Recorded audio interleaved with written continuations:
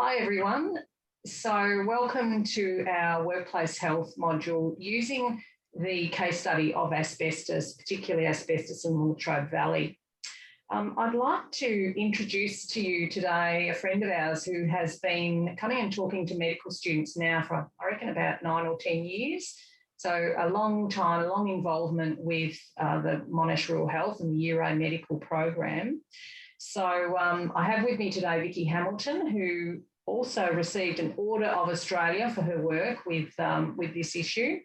She's the CEO and Secretary of ACV Guards, which is the Asbestos Council of Victoria / Gippsland Asbestos Related Disease Support Incorporated, and has been involved in that group, I think, for nearly 20 years. Is that correct, Vicki? That's right.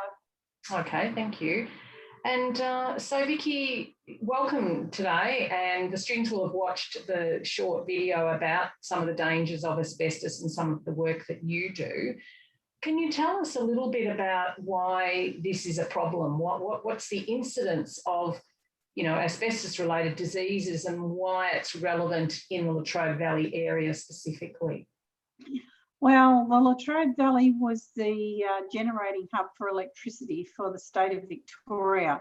So we had 4 power stations in full flight from the 1920s through to, still got 1 or 2 going at this present stage.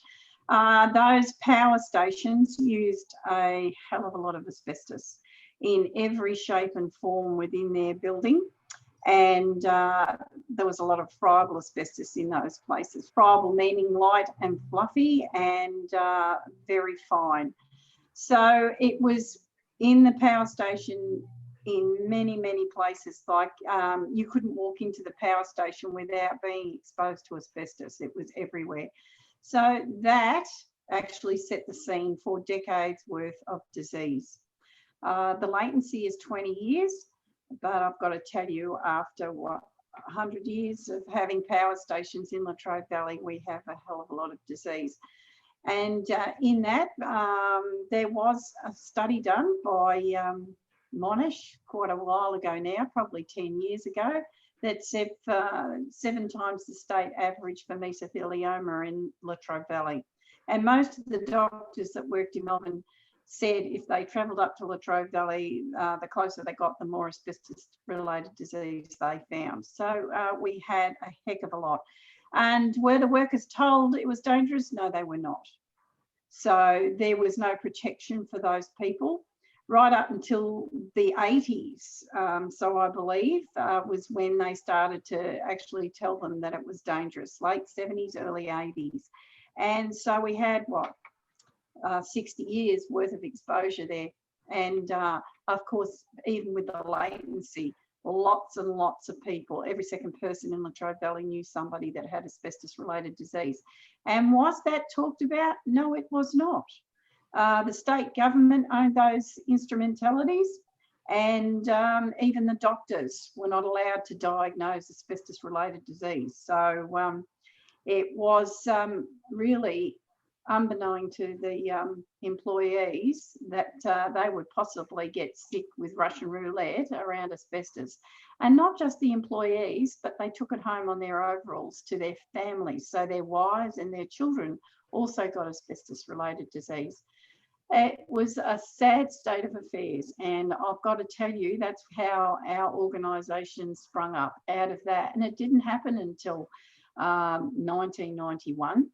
So, this is a long time after all the exposures happened, and we're looking after not just those power industry workers and their families, but of course it went into home environment as well, and not just take home. Asbestos was used as a common product, building product within homes. We've just done an asbestos analysis of homes in our 3 local government areas, and the one in Latrobe Valley has 75% of the housing stock here with asbestos. There'll be asbestos in the house somewhere. Any house pre-1990 will have asbestos in it. And so home renovations are booming in Australia. And one of the things that I'm very passionate about at this present stage is trying to get to young homeowners who are buying second-hand houses pre-1990 and warning them of the dangers of asbestos in doing home renovations. It is a very hard cohort to get to, and quite often the phone calls I get are after they have touched whatever it is and found out it might be asbestos. Some don't even know. So it's a bit like the workers for the SECV power industry. They didn't know what they were exposed to. They weren't diagnosed with it, and thousands of them died without going to their grave without even knowing what they had. So it's a big task, and we're not government funded. And I've got to tell you, it's took me 20 years to get government instrumentalities on board to actually start addressing this problem seriously. Vicki, do you think that that's because we live in a litigious society? Are they worried about, that they'll be sued? Why do you think that the government has been slow to respond?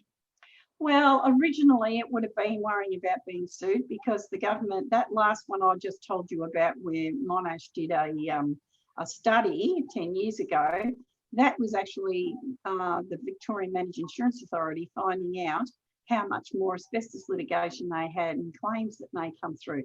And the Victorian Managed Insurance Authority is the state government insurer, which these claims would have been coming under. So maybe litigious to start with. Later on, precedents were staged and made.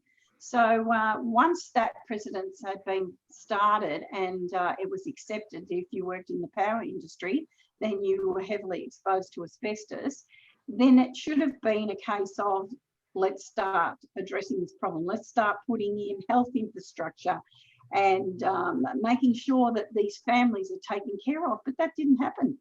And it's still really not happening. If it wasn't for our organisation, there would be no support for these people. Even to get palliative care and everything acting in the correct manner has taken, well, all my time in this organisation of 20 years, and GARDS has been going 30 years. So it's not a quick fix, I can assure you. And apart from asbestos, the dangers of asbestos, which we know, it's a killer, isn't it? I guess there's other diseases and other dust particles that can cause problems too. Are you the only organisation that really can support people with some of those issues? Yes, actually, thanks for asking that. We've actually just taken on silicosis as another thing in this. Well, it's not just even in this state, it's every state in Australia has not been regulating silica dust, and it's been coming in man-made stone, which looks like marble in different colours, and it's been cut, dry cut, and nobody's been wearing masks. And there's probably 90% silica in that dust. And so in Victoria, we are the only asbestos and silica support group that supports these families. And of course, the silica ones are very young demographics. They're only in their 30s and they've already got severe silicosis, and it's progressive. It's like asbestosis. They will probably not see their 50th year. So, and these is very sad because there's such a young demographic with young family. But of course, in saying that, asbestos-related disease is young. In Australia, we have a 21-year-old with mesothelioma. So, it depends on when you're exposed to this deadly carcinogen. And as you said, it's prolific. It's in houses. It was in the power industry. Why do you think people aren't aware of it? I don't think there's been enough programs out there in the way of advertising to actually address this problem. We didn't even get in what was called the Asbestos Safety and Eradication Agency, which is a federal agency of government, without lobbying with the unions, us and anybody else we could get on board until 2013. So, and that agency is poorly funded at this present stage, so it can only do a minimal amount. It's not getting large amounts of money chucked at it. And to deal with trying to educate the general public of Australia to this carcinogen, you need to have quite a considerable amount of money to do any sort of advertising. For your international students, we've had advertising in the past around Slip Slop Slap and trying to make sure that everyone knew about melanoma. It's very prevalent in Australia, if you didn't know that. And that's because nobody knew about sun damage. And so until they started making a campaign around that, we were and still are having a lot of melanomas, because in that case, when they get sick, they don't show up with a melanoma for quite a while afterwards. So we have that, and AIDS and all the other things have all had lots and lots of money chucked at them in advertising to try and educate the public. Well, that hasn't happened with this or silica. And I think that there are still countries around the world that haven't banned it. I mean, Australia was quite late coming to banning asbestos, the use of asbestos, although I think it's still imported in some cases, even though it's banned. But there are still countries. I remember a couple of years ago we talked, and some of our Canadian students were horrified to learn that Canada hadn't at that time banned it. I think it may have been, coming in now, banned now, but it took a long, long time, and so they were appalled that it hadn't been banned in their countries. But I think there's still many countries where it's not banned and it's still being mined. There's about 65 to 67 countries that have banned Australia. The rest of the world still use it. You mentioned the Canadian students. It didn't get banned in Canada until Justin Trudeau banned it in 2018. It got banned in Australia in 2003, December of 2003. And yes, you're very right. It's coming in our imports. And it is a great deal of a problem still at this present stage. Even though other countries know that we've banned it, they still try to manage to pass their products through our ports with asbestos-containing materials. And with our border force only checking less than 1% of what comes into our country, it turns up on building sites and in products that we purchase to bring. Just some examples of cosmetics where the talc is used in those cosmetics. The talc sits in the same layer of the ground as asbestos, so it's easily cross-contaminated. The same with crayons from, China. And it's not Chinese trying to kill Australian children. It's the fact that that's the strengthener in the crayon is talc again, and it cross-contaminates. And so we've got it in brakes, because we're not a really big manufacturing company anymore, and we're bringing all of this stuff in from overseas. It's coming in all sorts of things. Cars that people purchase from overseas and bring in, because we don't manufacture our own cars anymore.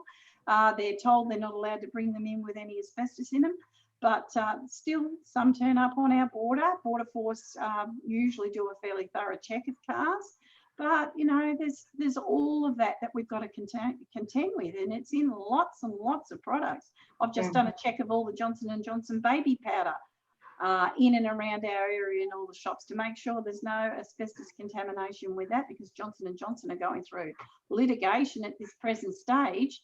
And the big thing with Johnson & Johnson is that they've stopped selling it to their own people in America and Canada, but they're still exporting their product to the rest of the world.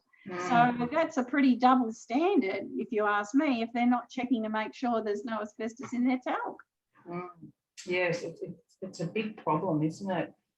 So the work that you do with, with people who have asbestos-related diseases, you've got a team of people. What are some of the kind of things that you do? How do you support those people? Oh, well, we're running, because we're the only support group in Victoria, we're running 2 support groups a month. One's down in Metro Melbourne, and the other one's up here in Gippsland. And so those support groups have a speaker come along. Doesn't necessarily have to be health related, but we have a speaker comes along, and the people that are affected or their carers come along to that, and that can be silica or asbestos. And just to get together to support each other. I have basic counselling skills, but certainly pass somebody on to professionals who can deal with much more finer and intricate details with counselling if that's needed. And I've got to say, Margaret, with this sort of thing, when you get sick with something like this, it brings everything to the fore. So if things have happened to these people in their younger part of their life, that comes up too. So we're not just dealing with the mental anguish of what they might have, whether it be asbestosis or mesothelioma or something like that, or the silicosis, severe silicosis. We're dealing with the trauma of other things that have happened to them in their lives. So it brings all of that up, and it puts such a strain on families. And we've got to deal with the children of those families who really, they're innocent bystanders in something that they're going to lose a parent over. So it's a really hard thing to address. Besides that, we're doing tutorials for students, as you would have seen in that clip that the students watched to start with. Those students can be apprentices because that's what we've targeted. They are our main game, is to make sure that all those apprentices have some understanding that they're going into trades where they're going to come across asbestos, because it's still in situ in our houses, in our housing stock, for the rest of their life, in their trade life. So we're talking another 50 years of dealing with this stuff in situ in houses, and it's all well past its use by date now. So if the house is maintained and it's properly maintained, it's not a problem. But as soon as they start touching it or doing any renovations, that's when we have the problem. So this is all part of what we do. We're on heaps of committees, health committees, whatever we can do to make things better for our people, we are a part of. We're a preferred Cancer Council of Victoria support group, so that we get referrals from everywhere that we can possibly get. So that the more people that know about us, the more that we can help. Immunotherapy is becoming part of the treatment for mesothelioma. And so it's my aim to make sure that I know all about mesothelioma, so that when I get somebody in front of me who's already been participating in chemo or radiation, that there's a plan B for them, because it's so important for these people with a terminal disease to not give up hope.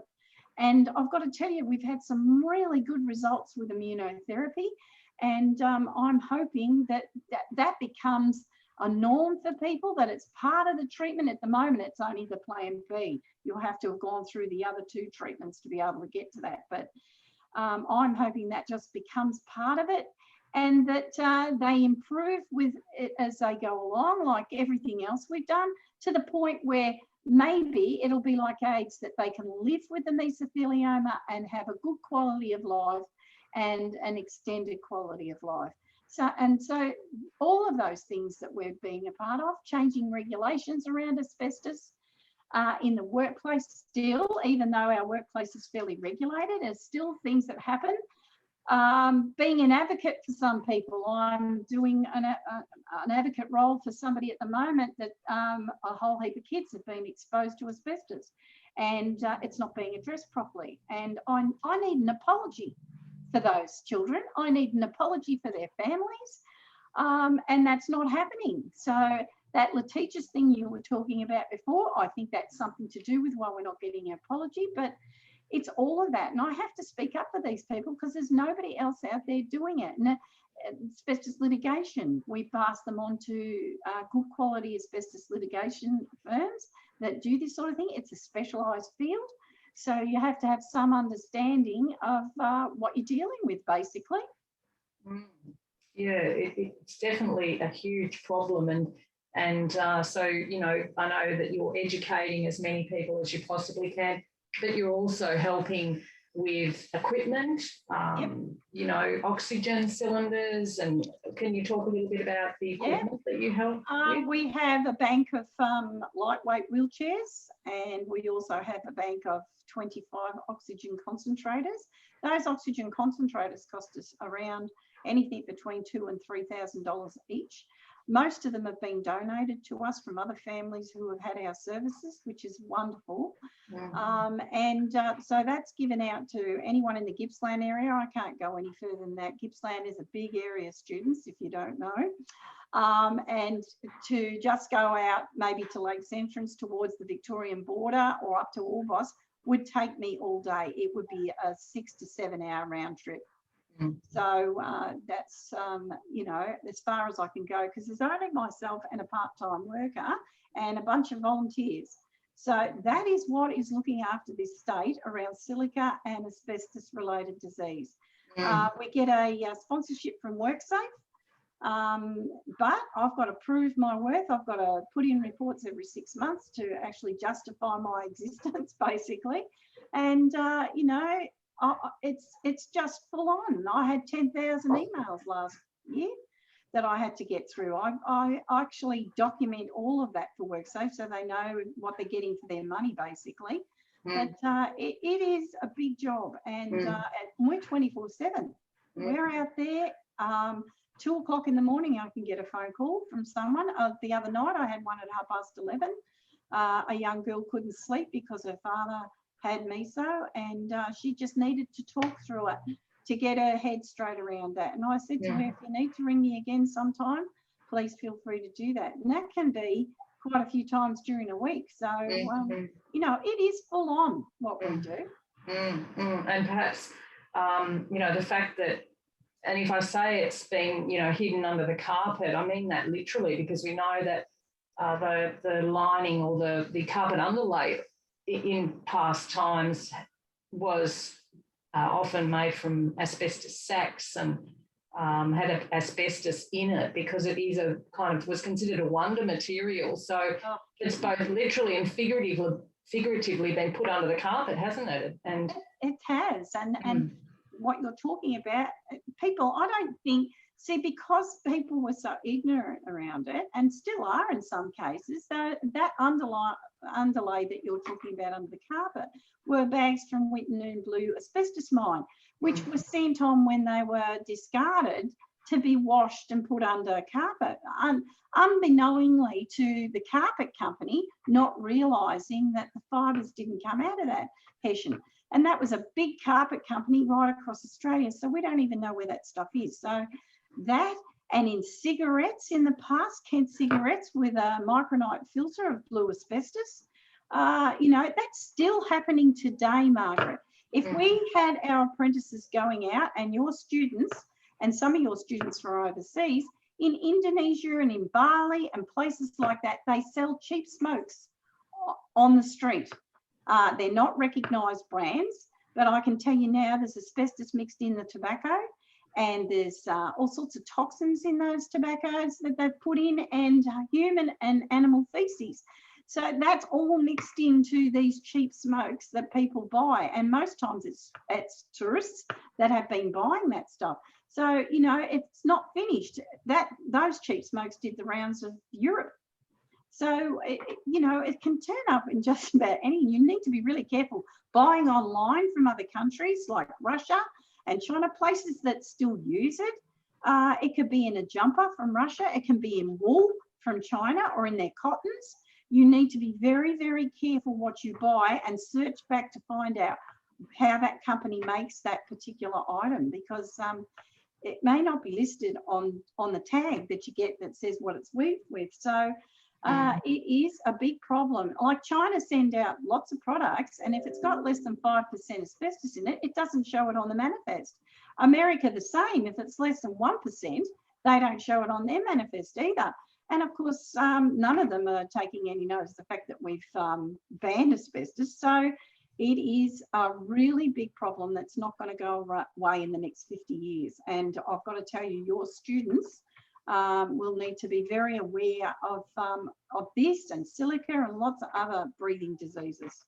Absolutely, and not just in the short term, but in the long term. So thinking about asking an employment history that features where did that person work 10, 20, 30, 40 years ago, perhaps. Yep. So, Vicki, on that, is there anything that you'd like to tell the students or advise the students relating to this issue that they can be aware of? How can they better prepare themselves as future doctors for this issue in all its manifestations? Well, really, the thing that strikes me the most is when I get somebody in front of me who's been diagnosed, they've actually gone multiple times to the doctor complaining. One particular one I'm thinking of was a painter and decorator. He complained of having a sore shoulder, like a pinched nerve, and he went for nearly 2 years for that pinched nerve. And the doctor, in the end, told him that he was a hypochondriac. And turns out the man had mesothelioma, and that's where it was, the meso was pinching on that nerve around that area. You know, so it wouldn't have probably mattered when he found out he had meso, but it would have been nice to have known so that he could get his house in order, because you know, by the time they found that meso, and because he wasn't presenting with any other symptoms, sometimes you know, they have fluid build up around their lungs or around their stomach area. And so, you know, even then, sometimes they drain it off and blame something else. It is a really hard thing to diagnose, but asking a history of their workplace, or another thing, you know, if you were even having an inkling that it might be something to do with that, then to say, did you do a home renovation in the past? That sort of stuff being in your head will give you the armour or the weapons to actually send them off to have particular tests around what you think it might be, even if you're just the GP and not a specialising doctor. It's worth your while to just keep it in the back of your mind about people's occupations, where they may have been, all of that sort of thing, especially when they're presenting with respiratory problems, because they're not all COPD. As this is what was diagnosed with my people a lot of the time, COPD, and not actually what they really had was asbestosis or whatever. That, being caring, treating them like they're your mother, your father, your brother, or your sister. I know of a respiratory specialist who used to put the Bible across the table, whether they were religious or not. He'd put the Bible across the table and say, read Matthew, Mark, Luke, and John, and get your house in order when he told them that they were dying. That's just not appropriate. And another one who could not get over the fact he had asbestosis, and he also had cardiomyopathy too while he was at it. And when he went to the doctor saying, I need help, doc, I can't keep going on like this, the doctor said, I'm not a head doctor. I'm a specialist. You know, if you want to see a head doctor, then that's where you need to go. Now, you know, that's not the right thing to say. There's many ways you can put these things to people and be delicate and caring, because just treat them like your own family member would be a really good thing. Because I pick up the pieces from those that get treated like that. And I've got to say, it is, you know, overwhelming when you have somebody in front of you in that situation. And to tell someone they've got 6 to 9 months to live when they have mesothelioma, that is not on. Because I have people on my books 10 years down the track with meso. So we've got to stop this business of saying to people, well, you've got 6 to 9 months. I don't care if you know that they're going to die within the next 6 weeks. Please don't give them an end date on their lives. Give them some hope to keep carrying on, for not only their dignity and being able to at least carry on in the face of adversity, but also for their families. Because once this diagnosis comes, and if they're told 6 to 9 months, they lose all despair. It's just despair. And they actually lose interest in everything, and their families find it really difficult to cope. And they end up, they're being given pills to stop their depression. My God, you know, they're already in a terrible state. They don't need that on top. You know, like, I don't know, it's just all of that. But please be kind to them, because, you know, there is no hope for meso at this present stage. It is a terminal disease. And I've got to tell you, Margaret, we're getting more and more aware of where this stuff goes. 20 years ago, I used to say you could ingest asbestos. It's only now, 20 years on, that doctors and scientists are actually starting to agree that, yes, you can ingest it and it can go to other parts of your body, your bowel, ovaries. You know, now that is now documented that people can get it in the ovaries. So that sort of stuff, laryngeal cancer, all of those things. But the biggest one just recently has been a James Hardy case that was in the South Australian court for a gentleman called Matthew Werfel, who got testicular mesothelioma from sanding his eaves. He did not work with the stuff. He only claim to fame is sanding the eaves of his house to paint them. And he ended up with testicular mesothelioma. Now that man is going to die of what's wrong with him. He has 3 little girls under the age of 10, and Matthew is only 40. So it is a confrontational thing, and it's very emotional. And yeah, just treat them with kindness, please, because they're not on this earth for very long. And so even more important too, I think, is that that students can refer to you, that's a really useful thing too, that it's not just the diagnosis, but there is support out there. Not enough, but I know you're doing whatever you can, and your group is doing this amazing work. So I think today, Vicki, I think we've given students a bit of an overview of the situation, you know, why it's so kind of endemic in this area, because, you know, we go back to the power industry, which provided, you know, jobs for people. So exactly. It's very hard to criticise your employer when they're putting bread and butter on the table, but at the same time, you know, where was the employer's responsibility to protect their workers? And I mean, we all have a right to feel safe and be safe at work, don't we? So yeah, and the fact that I still can't get my head around the people that actually knew at the top of the tree, made that decision not to tell their workers that this stuff was a carcinogen and it was dangerous. And they knew from the 1940s. They had letters coming in from Great Britain who had been using it since the turn of the century, and they told them they would have mass disease if they did not stop using it. It was the workers' families I can't get my head around. The fact that this stuff went home, I believe maybe they were ignorant and didn't understand that it just remained in the workplace. But, you know, I'm looking after workers' kids that are younger than me that have got mesothelioma. It is very confronting. And me, myself, my own father and my own grandfather died of this stuff. And my mother and I were well and truly exposed, not just with take home, but I've done home renovations before I knew this stuff was in that.